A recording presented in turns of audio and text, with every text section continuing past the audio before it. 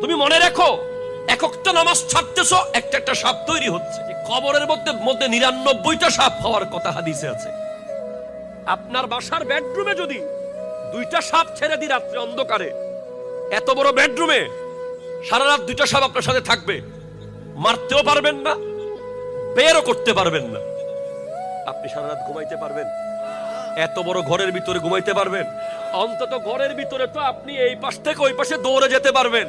সাপ এদিক থেকে আসলে ওইদিকে যাবেন, এদিক থেকে আসলে ওইদিকে যাবেন। কিছুক্ষণ সাপ থেকে বাঁচার সুযোগ আছে, দুই পাশ থেকে এসে গেলে আর তো বাঁচার সুযোগ নাই। যতটা গুনাহ হবে ততটা সাপ হবে, এটা মাথায় রাখবেন।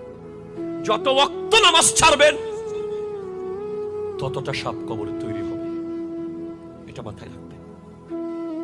সবগুলো সাইজ একই রকম নাও হতে পারে, সবগুলো মিলিয়ে একটাই হতে পারে, সবগুলো সাইজ মিলিয়ে।